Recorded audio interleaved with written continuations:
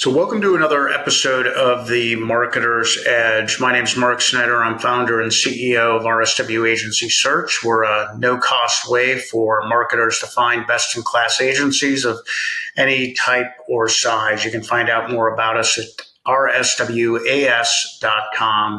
Today, we're talking with Steve Nadel, the Executive Director at the American Council for an Energy Efficient Economy, based in Washington, D.C. Steve, thanks so much for joining us today. How have you been? I've been doing well, thanks. I'm looking forward to our discussion. Absolutely. Yeah, I was really looking forward to it as well. You are in an interesting business and industry for sure. I've got a small handful of questions for you, but before we jump into that, can you tell me a little bit about the American Council for an Energy Efficient Economy and what you do for them? I'd like to just help our audience Yeah. understand a little bit more about who they are and what you do. Okay, yeah. So our organization's usually known as ACEEE because the full name is a mouthful. Uh, but we're a nonprofit research, education, and advocacy group. We do research on energy efficiency programs and policies, and then use that for education and some limited advocacy. But we're very much fact based, trying to get real world experience about what works, what doesn't, and then get that word out there. Got it. And so the research that you do finds its way into what sort of organizations or Right. associations? Can you kind of talk to me a little bit about sort of where it Yeah. manifests itself? Right. So, yeah, we do about 30 reports and white papers a year. We promote them through our blogs, our website. We get good pickup of our earned media, always usually well over 500 stories a year referencing different things. We have a mailing list, electronic email of more than 100,000 people subscribe based on their areas of interest. If you care about transportation, you may not want an industrial report, for example. Got it. And through all of those, most of our reports get many hundreds of downloads. And we also do presentations and short little summaries, recognizing that most people don't have time to read a full report. They just want to know, tell me the three bullet points. And I assume folks can find a lot of this information at the ACEEE.org website. Yes, you can. And we tend to show up very prominently on Google whenever you pick a topic that we've worked on. Got it. Got it. Okay. So as you think about the 35 years that you've been at ACEEE, I'm curious, what are some of the bigger challenges? What were some of the bigger challenges facing the organization early on, and how does that compare to what you're dealing with today? Okay. When I first joined, I joined in 1989. I was staff person number 4. Most people didn't know us. We did good work, but we were pretty small. And it's how do you gradually get people to know you, be comfortable with you, and trust you, and ultimately rely on you. We've mostly passed that. As I mentioned, we get lots of stories. We're in the situation where Capitol Hill, for example, calls us far more often than we call them because they see us as a source of expertise. So it's been a gradual build up trust, demonstrate that you really are fact based, where, we only advocate from, established facts as opposed to just giving opinions. And you build up that trust. So that has not been a problem. Throughout, there's always, it's a nonprofit. How do you raise your budget? But it's probably the budget's bigger, but the work to raise it is about the same. Just have to do a little more of it. What does in the world that we live in today, facts are tough to convince folks that what we're saying is reality. Does that present a challenge for you in today's environment?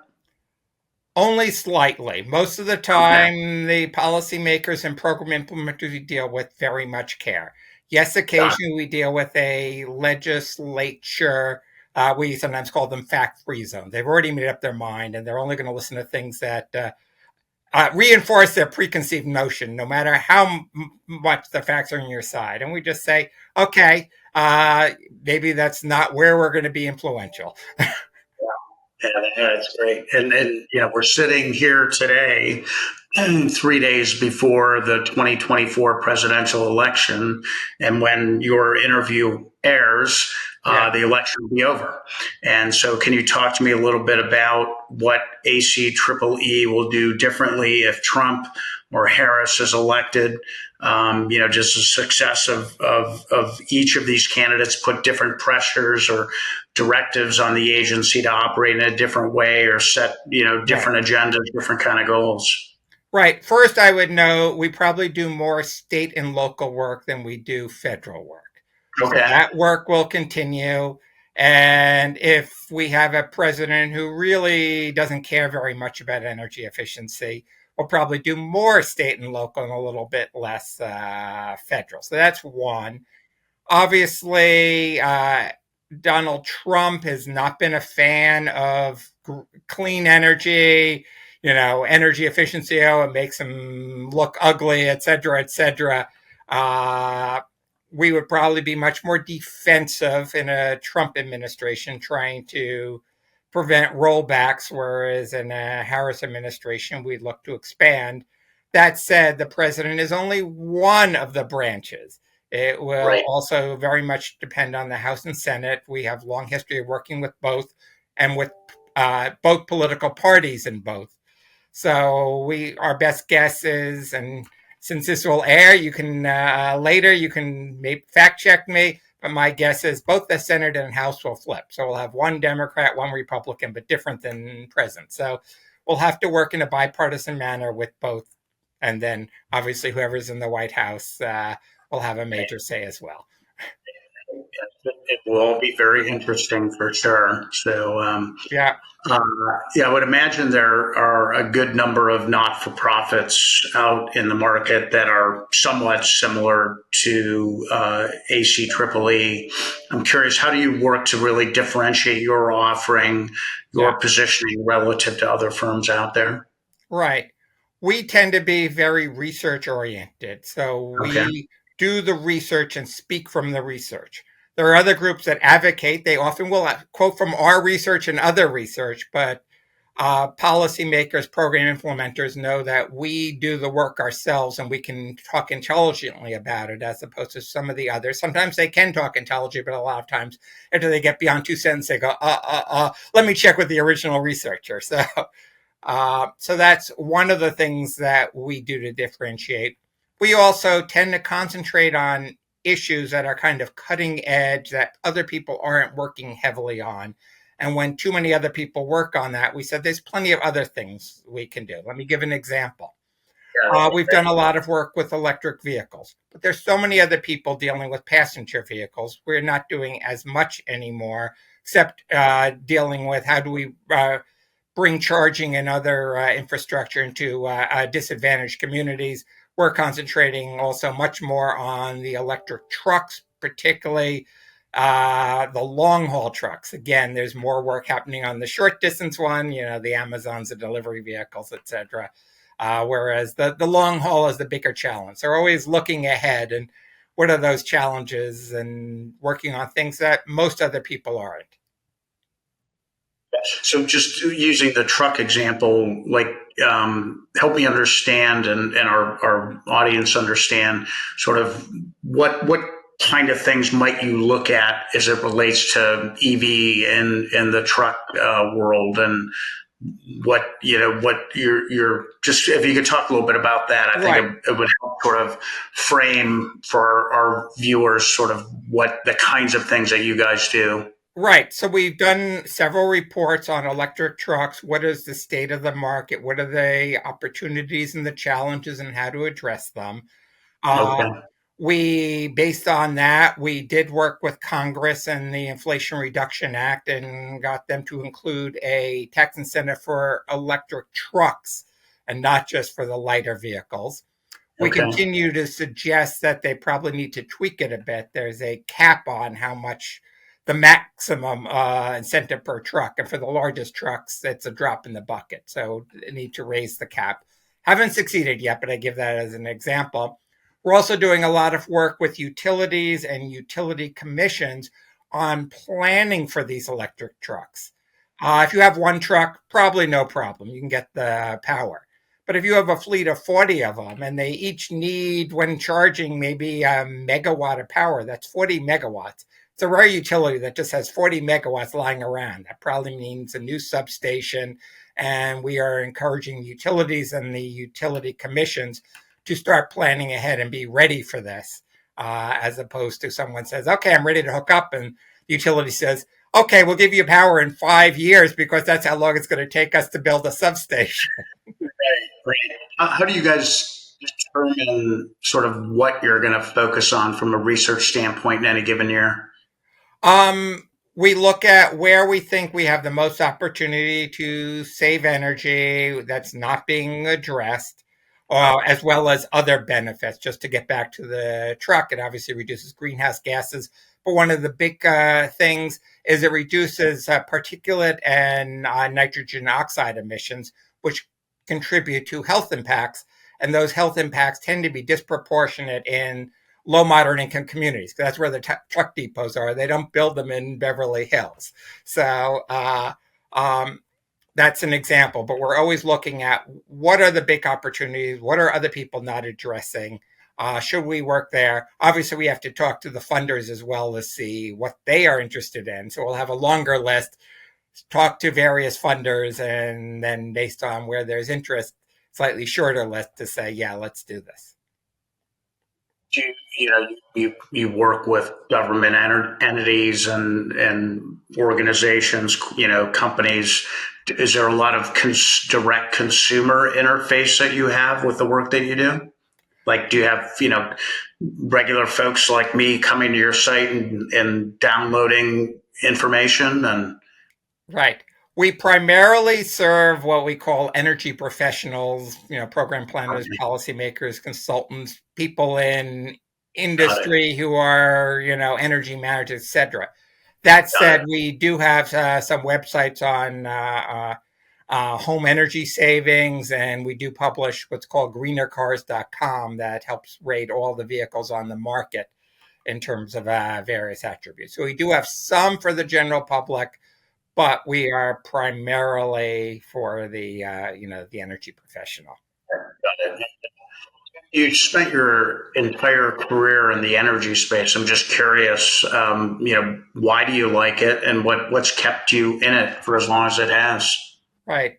I'd say energy touches on so many aspects of our lives that I find it real interesting. Also, the issues keep changing. So every year I pick up new things, move off of old things. So it keeps very interesting as opposed to, oh, for 30 years, I'm just doing blank. Great. That's great that it keeps it fresh and I'm sure always challenging. There's probably something new every day. I'm curious, just as an organization, ACEEE, how do you build awareness for your brand? Do you do any marketing of your brand to other organizations, other professionals?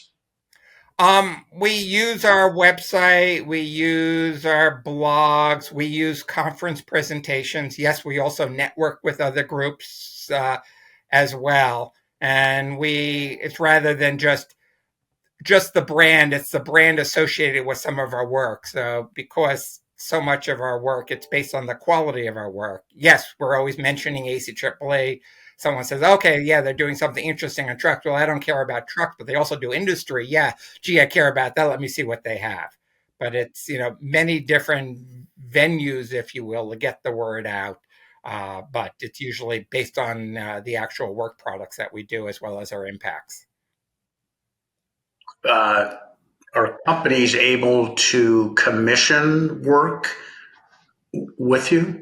Yes, we sometimes do stuff for private companies. We also do what we call multi-sponsor projects where we come up with the idea and we get half a dozen people to contribute toward the work because the cost is much lower for each company than it is if they spend the whole thing. Then just to round it out, we have foundation grants and we do have some government grants, but we try to keep the government down because the government giveth and taketh away. You don't want to become too reliant on the government.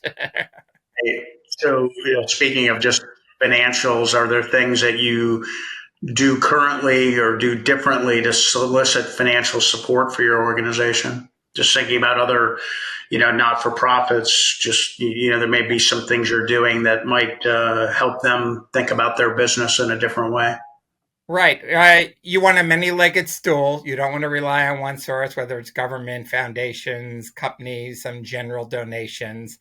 And we're always looking for new ways to entice people to say they want to support us, recognizing there are an awful lot of groups out there. So you have to stay very relevant.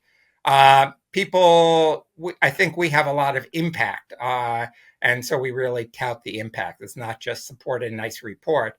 The report is a means to an end, not the end in itself. Right. Okay. That you guys have had through the work that you do. Yeah. Is that a hard thing to quantify sometimes? Sometimes yes, sometimes no. I mean, we do work on policy, so we can often say, well, we helped write this. And that's something that's very real. But other times we'll talk about, gee, in state X, participation in this program doubled based in part on advice that we have. Sometimes it's hard to quantify, but we can find each year enough examples to keep that relevant, and we're not always just talking about what we happen to do in 1987 or somewhere in ancient history. Uh, so I know you have been published well over 100 times, which is quite impressive. I'm just curious, thinking back over your career, what would you say is a proudest accomplishment that you've made in the energy space? Okay. So the publications are just a means to an end. So I really like it when policymakers and program implementers pick up on our recommendations. Let me mention two. Back in the 1980s, we did a lot of studies on appliance efficiency and how minimum efficiency standards will still give a lot of choice, but will get the garbage off the market.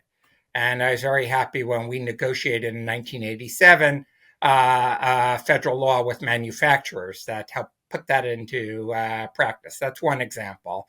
Another one, I'll give a very recent one. A few years ago, we came up with this idea. We called it First Three, where we want to make the U.S. a leader in emerging industrial clean technologies. And we said maybe the federal government could help co-fund just the first three installations of emerging technology. And I was happy to see that idea picked up, and there was a little over $6 billion allocated to it in the Inflation Reduction Act, and they've now selected winners and are negotiating with them. But there's some, state-of-the-art industrial process dealing with cement, steel, aluminum, food, etc., that is being funded. That's great. That's great.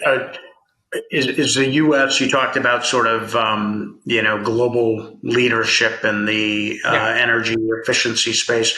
How does the U.S. stack up relative to other industrialized countries? Are we pretty far ahead, or do we have a lot of catching up to do? Both. Depends on which area you want to look at. One of the Okay. things we do is an international energy efficiency scorecard that looks at progress in the 25 largest energy consuming countries. And Okay. the US is typically around 10th. So we're above average, but have room to improve. But that hides the fact that we may be leaders in this area and a follower in that. And so we're always saying, well, it's not just, well, we're 10th. It's, we're really doing a good job here. Let's keep it up. But here's some areas where we could learn, and maybe there's something that Canada is doing or England is doing that we can learn from. Yeah. Interesting. Are there things that consumers can do to sort of move the cause of creating a more energy efficient uh, world forward, or really is the are the major changes really going to happen at more of the legislative corporate levels Is there anything that I Yeah. could be doing Yeah. to further the cause? Yeah, no, consumers, we all use energy in our homes and apartments. Nearly all of us have cars and do other transportation choices. What we do in each of those areas will make a big difference, obviously, in terms of our own energy bills and use, but that sends a message to the manufacturers and suppliers of those services. What do people want? So we Right, very much care about what the consumers do, but we also work on the policies and programs that influence many consumers and not just have to do it at the retail level one by one. right, Another right. thing, and I will say this before the election, but even after the election, obviously we should make our opinions heard when we vote.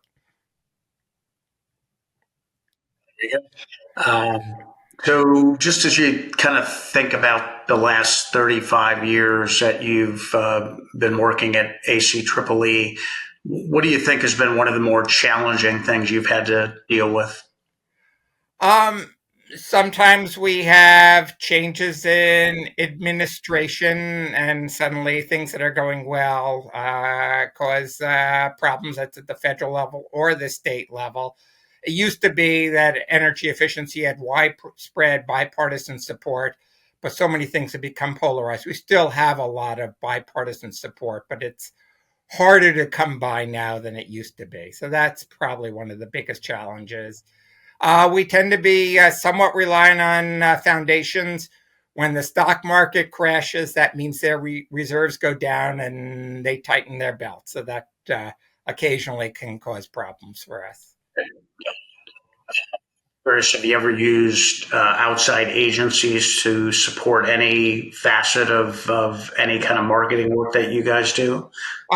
We will sometimes hire communications firms to help out with the launch of major reports. We do have our own communications staff that takes care of, the basics. But when we have a big report, extra help. Just to give an example, I mentioned the International Energy Efficiency Scorecard.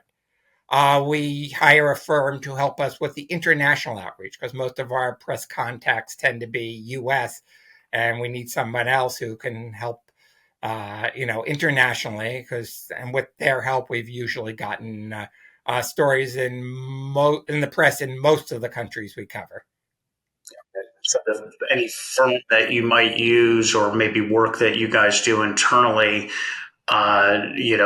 speaking of just an outside firm, would they need to not only have strong media relations expertise, but also strong advocacy expertise as well?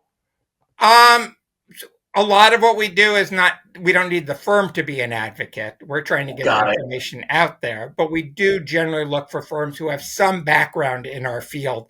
So we don't have to teach them from day one. We don't expect them to be experts. But if we were to mention, the term kilowatt hour of electricity, they don't have to ask us what that is. That probably rolls nicely into my last question here, which is if a communications agency were trying to knock down your door and attempting to win business from you, what advice would you give that agency?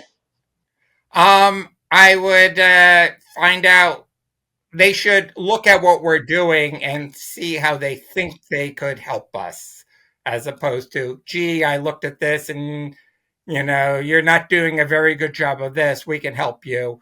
We are a low budget operation. So, how do you make the case that, yes, you'll give us a lot of bang for our limited bucks? We're not Right, the one right. who's going to give you $1 million contract. Understood. Understood. Well, that's great. Well, listen, Steve, I really appreciate you making the time. Really, really interesting. One of the more interesting interviews I've done in the last couple of years. So, and it certainly is. Well, I can't say that I do my part every day to try and make this a more energy efficient economy. I certainly believe in it and believe in the work that you guys are doing. So I think it's great, and wish you all the best, whatever way things turn out Tuesday. but wish you all the best, Good. and it'll be interesting for sure either way. Right. Yes, we will do fine. We may have to make some adjustments, but we did fine in the first Trump administration, et cetera. We'll figure out ways. But as you can see, I find this field fascinating because there's so many different issues. So you said this was interesting. You can get a little picture of that. Yeah, absolutely, absolutely. Well, listen, you have a great weekend, and again, appreciate the time and all the insight. Okay. Thanks for having me. Yep, thank you.